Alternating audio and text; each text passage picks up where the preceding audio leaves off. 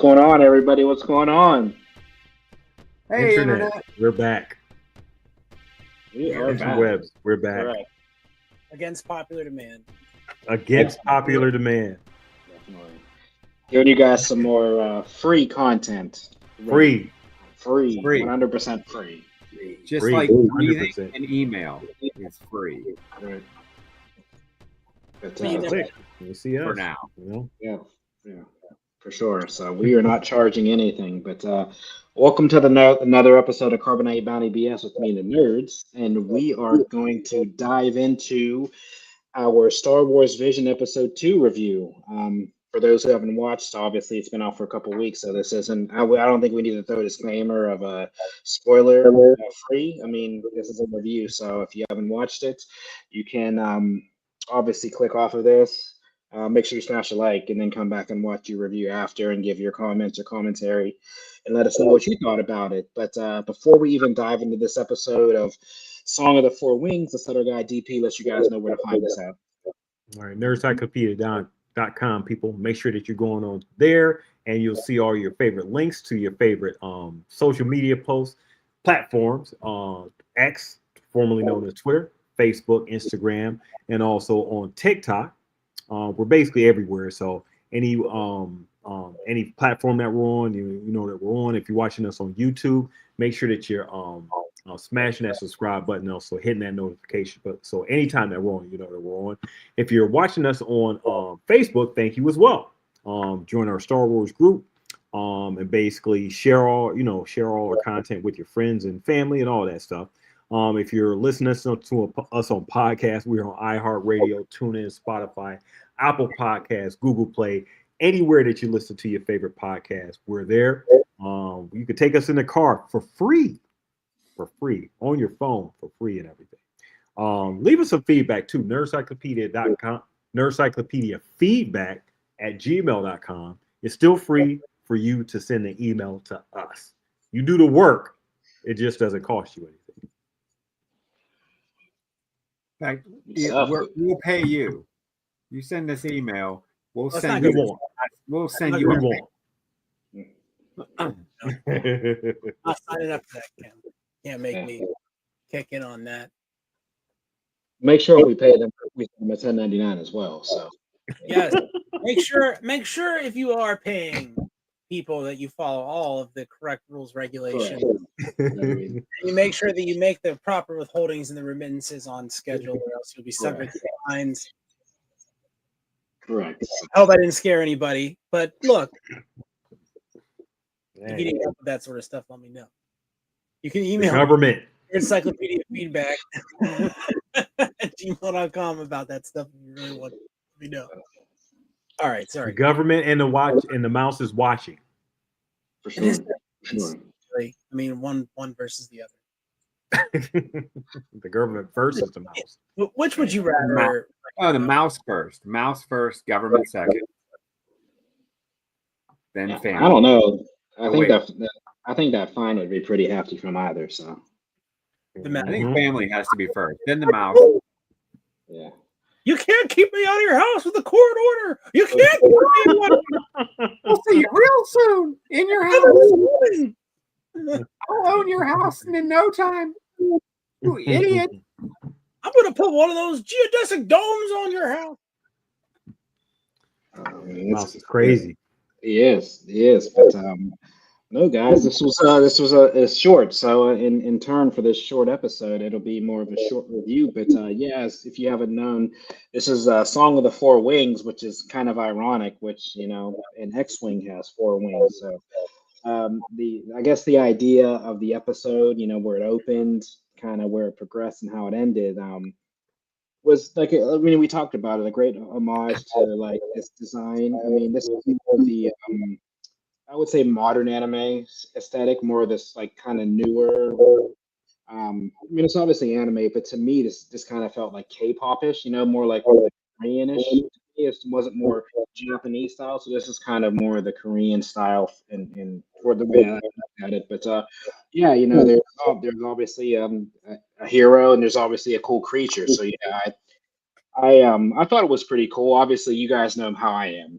If it's not Jedi centric, um, necessarily isn't my cup of tea, but I watched it and I thought it was pretty cool. It was this pretty decent story, and I mean, it was like kind of Gundamish. We had a little bit. We had a little kind of a hunt. We had some Imperial. We had an Imperial ship, and then we had I don't even know what you want to call it.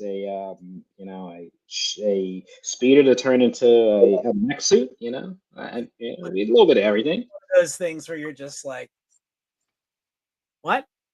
Yeah, this is one of those episodes where, like, we had speeders, we had like a magic mech suit that turned into like a mech. I mean, a little bit of everything. It was kind of crazy. So it was for 16 minutes. I thought they packed a lot in. How mad do you guys think like Padme would be if someone showed her that like with like 3 like vocal commands, R2 could turn into like a mech suit that would just make her like a murderous badass and protect, you know what I mean? Like I'd be pretty pissed off if I was in all those near death situations and the droid, maybe that's what he's trying to tootle at people. He's like, no, no, no. If you say like, Blathering Blatherskite or whatever, like from Darkwing Duck, you turn into a mech and it'll be great. But he's just whistling, and C-3PO doesn't care. He's like, I'm not telling them that. So I think all R2s now canonically can do this, and would do this if asked. But Yeah, for protection. Yeah. I thought it was an excellent mashup. It was interesting. Like you said, Gundam, Voltron, Power Ranger, Transformers. There was a that did that too. These things that turn into like a person or a power suit or whatever are pretty common in that sort of anime.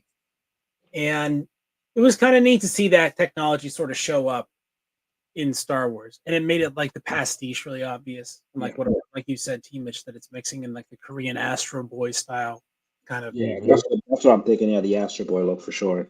You made me think about this at the end, where it's like, oh, the little kid's a Jedi, and it's like the little kid's always a Jedi. Like it's always a Jedi. And he's like, you can't have one thing where it's just not, where it's not overt. Yeah.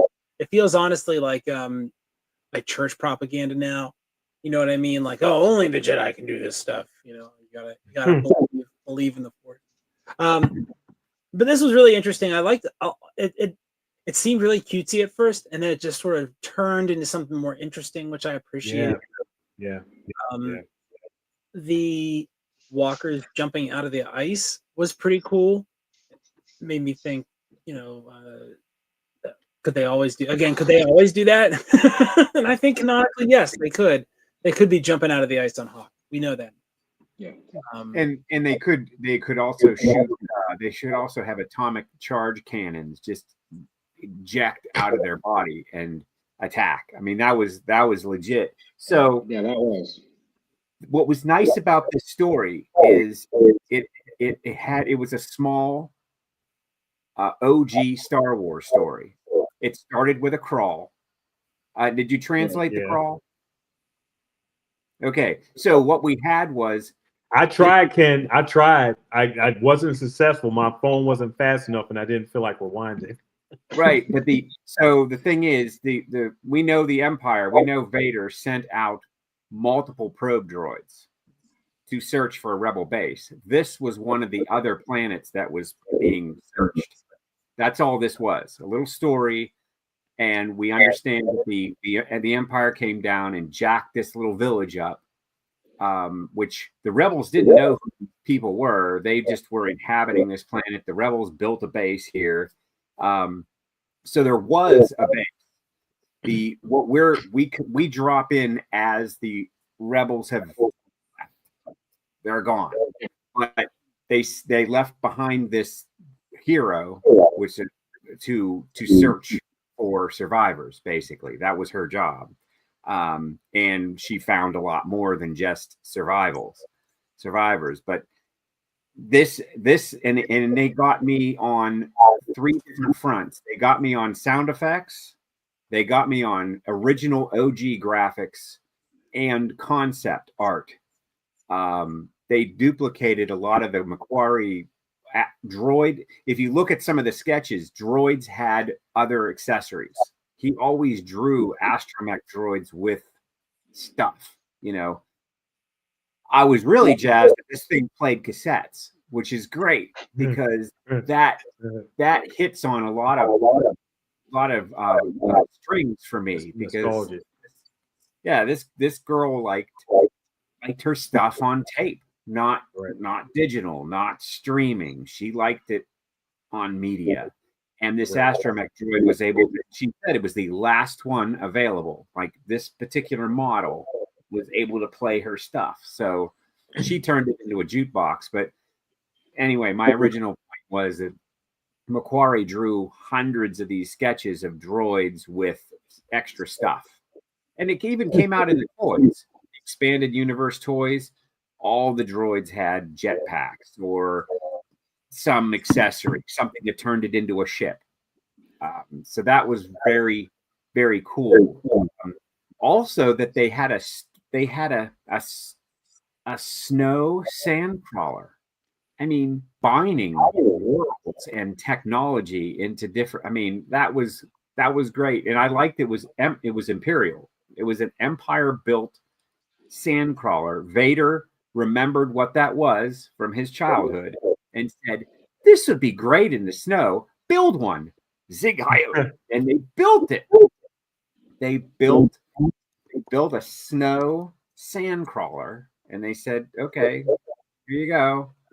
No matter what planet we find, we can pillage it and destroy it and find all the innocent people and murder them and set their villages on fire." So, again, thumbs up to the Empire. They know how to really. These people weren't really know how to cut up the galaxy. You know, are you really innocent if you're sitting on all that coaxium and, I mean, not even really using it? And also, can we really be supporting the rebels? I mean, can we be? The rebels are here.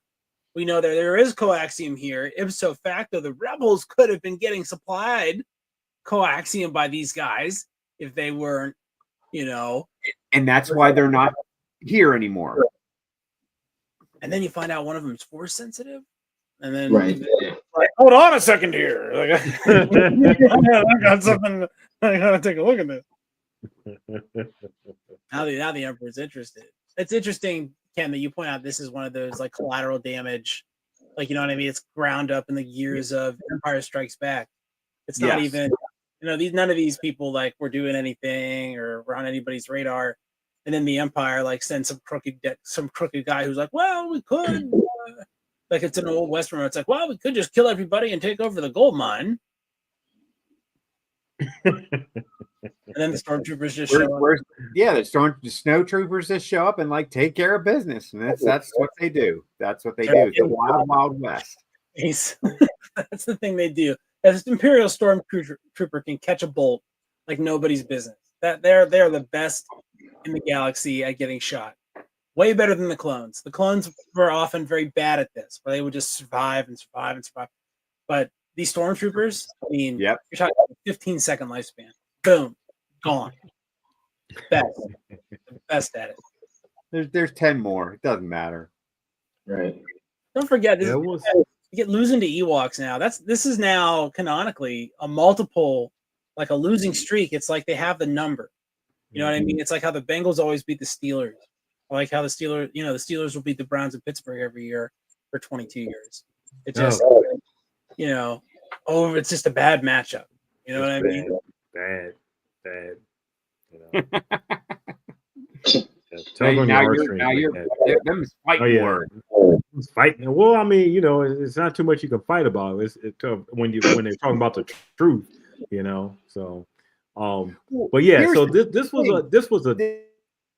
The Ewoks. Steel City brings up the Ewoks. No one expects them to fight well. That's why they win. Yeah, right. Like if a bunch, like let's say, no one expects the Steelers to play well. That's why they win a game here and there. It would, like if a teddy bear army was kind of like invading your home, it would take you more than one teddy bear, like to figure it out what was happening. Like there would have to be more. Like it would, you know, the first one you'd be like, oh.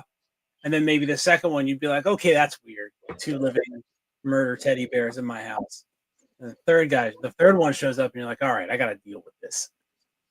Yeah, Five Nights at Freddy. Oh, yeah. Murder bears. Murder bears. But yeah, this was a really good, succinct, short episode. The colors really pop, and like I said, like you guys were talking about, the contrast from what we saw the last, with the last episode with the black and white to this one really made like a good transition to keeping that anime, type sensibility. And where we seen it like the first one, which was another form of anime. This was in, like you guys said, like the Korean sort of Astro Boy, type style and everything. The mech suit, that just made it for me.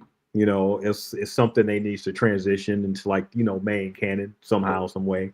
If they could ever do anything like that in live action, that would just be just crazy. But yeah, maybe it was just meant for, the anime type form. I would just love to see many more Star Wars, and I've yet to see the rest, the episodes and everything. So you guys may have be ahead of me, but just to see this type of animation, done more consistently, versus what we've been getting, and which was okay with like the Clone Wars and Rebels and stuff like that.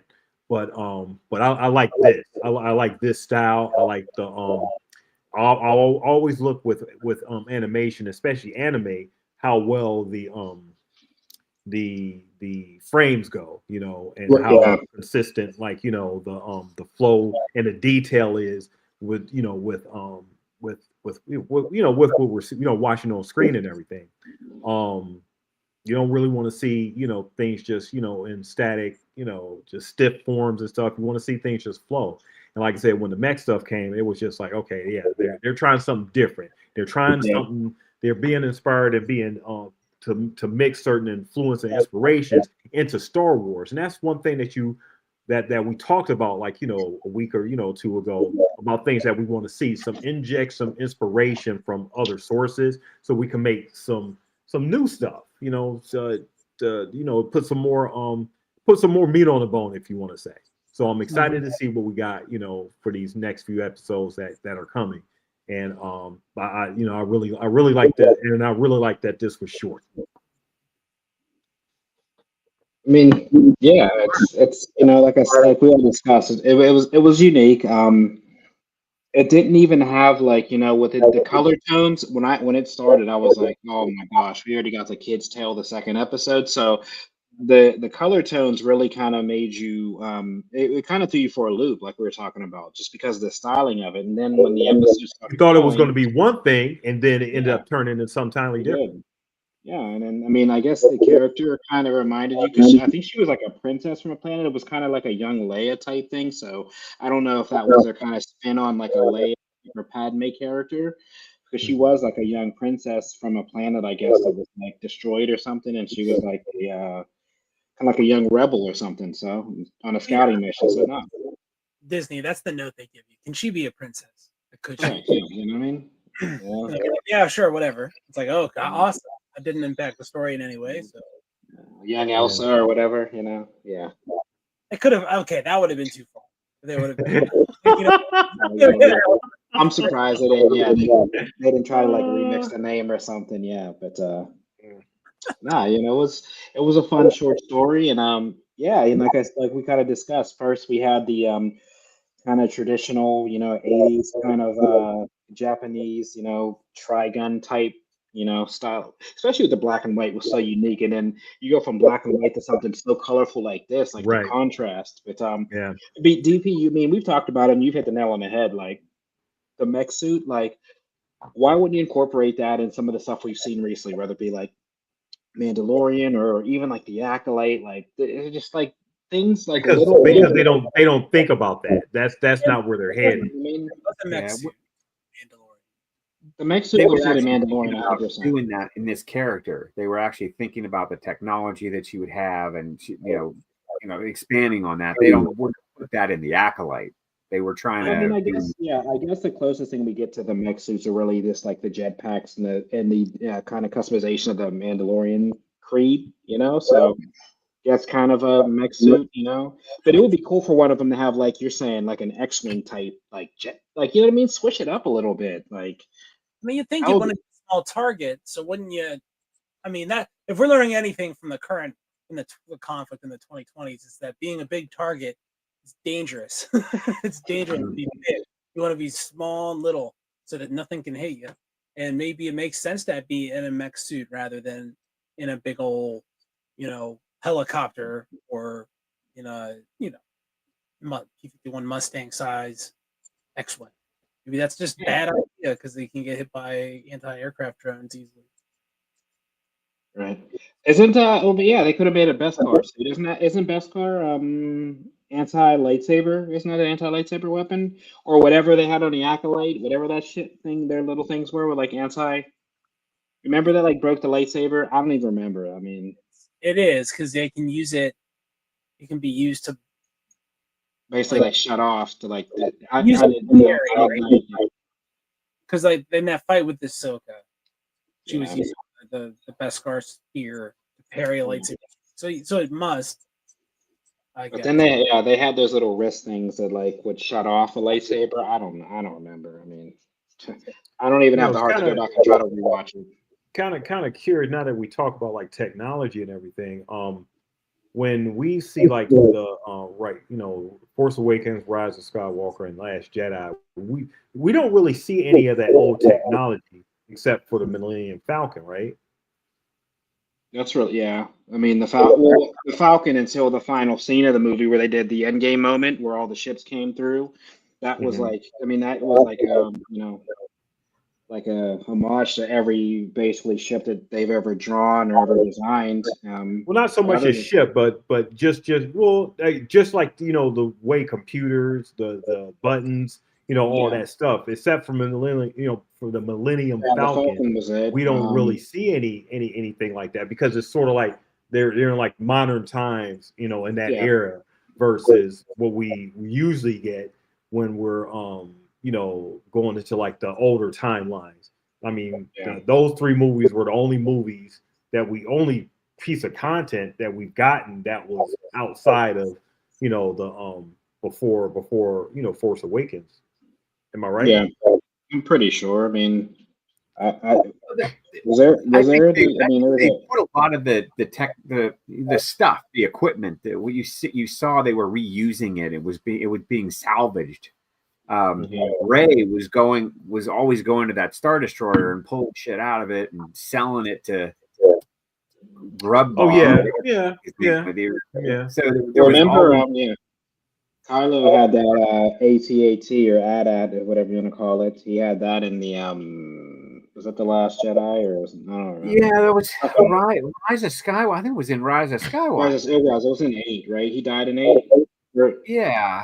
Yeah, he had it when he was shooting his hologram up or whatever. Star Wars has like a flat technology curve. It's one of the things that makes it different from Star Trek, which has a incline technology curve where things would go up, things get better as time goes on. But with Star Wars, things are pretty static. Like there's not like a new warp drive coming out, like a new hyperdrive, a new new turbo lasers. Things change as an ebb and flow, but it would be more responsive to what the other things are doing. So if you end up with big capital ships, you'd end up with carriers that would develop to go take those out, and then you would have anti-aircraft things like the buzz drones and things like that, right? But it's not necessarily more technologically advanced. It's just situationally superior, like rock beats paper, not like an M60 beats like a flintlock musket. You know what I mean? It's just a little different because it's not like a linear progression. It's more like a circular progression. It would take the universe a long time to get to AI, versus where we are right now, where we're like diving head first into it. But what if? So on the other, who knows? Okay, I'll get a philosophical with you on an episode where we had 9 minutes of actual stuff to watch. But who says that the condition that we are in now, where technology is increasing, right? The stuff is getting better, and like computers are getting faster, and like, video technology is better, internet technology is better. And that's been happening in our lifetimes at an exponential rate.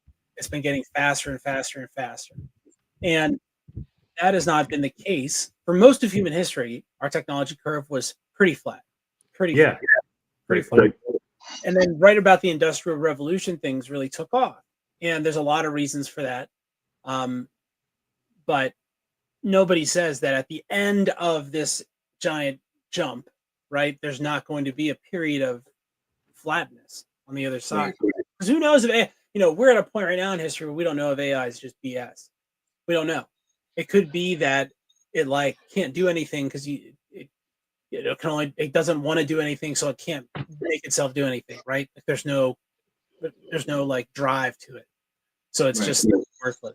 Like we don't know how that's going to pan out. And yeah, it could kill us all, and it could continue and increase the speed at which technology updates.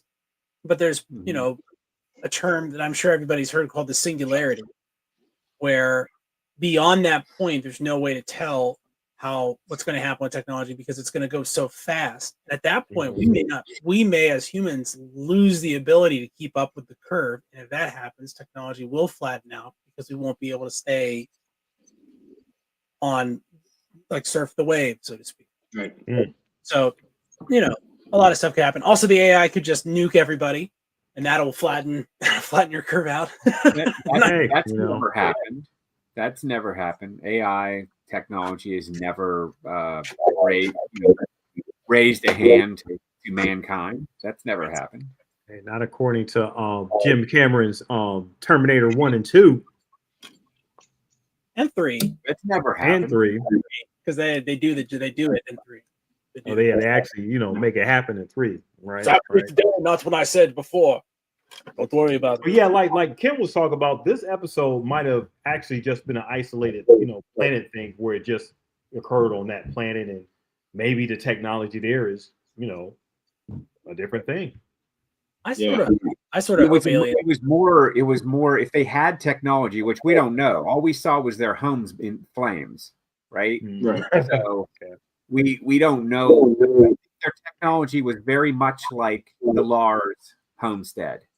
It was for function only. It wasn't for entertainment. It wasn't for personal gain. It was to make your life sustainable in the environment that you lived in. So technology, as long as it keeps to that level, it won't ever get to where Steel City's talking about, where it spirals out of control. As long as technology is made and used to improve your life to the extent where you can live in the environment, there's a balance between the tech and humanity. So the question would be: is technology being made to improve, or is it being made for sustain? It's our job to improve our lives. Mm-hmm. Technology can help you sustain it. Well, we're living at a point where we've been like this is like the longest of human beings ever lived. We're probably getting on some philosophy type shit, but yeah, I mean, we're at even with technology. This is like the longest point in the human history where we've ever sustained life or what have you. Where the oldest person has lived until how long? And think about, we can live anywhere. You can drop a human anywhere on this planet, and they can live. You give them, you give that person some sort of shelter of some sort against the environment, and they can live. I mean, that's all we're supposed to be doing anyway. We're not supposed to be murdering each other and deciding how to take over. We've been doing that since the beginning of man, Kim. So we don't know that. I don't know if that feeling everything is going to leave. Like ever since the monolith appeared and the baboon picked up a bone and slaughtered his brother. That was it. That was the. Oh yeah, that was the end. That was the end of the beginning, as they say. And if that had only been the only monolith they sent, sadly, they were all over the place. Don't forget that none of this technology. You're right, Ken. The technology itself doesn't have a moral value one way or the other. It's sort of neutral, kind of.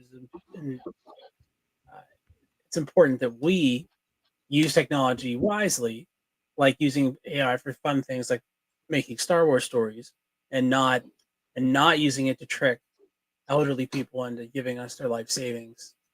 And to get Based more on- friends on Facebook. Hey, you guys see those? Do you see those apps where you can actually bring a old photo to life? I know you've seen those things. Totally creepy. Like It's those people are crazy. dead It's for a just reason. crazy. I don't want to see 'em It's again. crazy.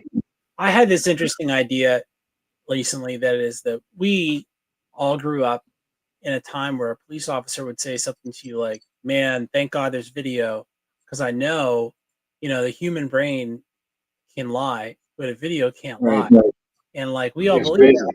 Like if I showed you video evidence of something happened, you'd be like, "That's the best. That's the best kind of evidence you can really have." But in like 10 years, that very much might not be the case, because you'll be able to fabricate those things on a very granular level.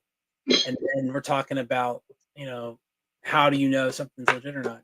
So that Those videos get me every time. I just saw Stephen Hawking on a half pipe and I thought it was real. Did you see that one? They did the Stephen Hawking on the Tony Hawk half pipe. And in that video, that lady feeding the bear, I thought that was real. When Have the you bear, show you like this is what an AI video of Will Smith eating spaghetti looked like in 2003, and then 2024, and now it looks exactly like Will Smith.